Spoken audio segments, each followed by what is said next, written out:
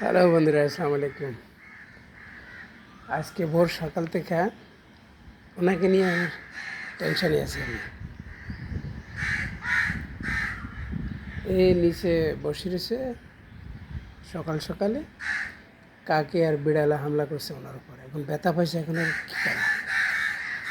উড়ে চলে গেছিল, আবার কাকে মারছে, এখন ব্যথা পাইছে। এখন কী করা? এই যে কাক চতুর্দিকে আছে, এর কী করা? কমেন্ট বক্সে জানাবেন আপনারা।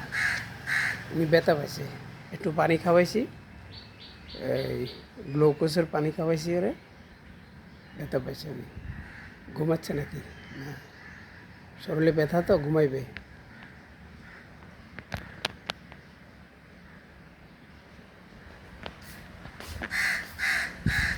হ্যাঁ, আসো তোমরা আসো।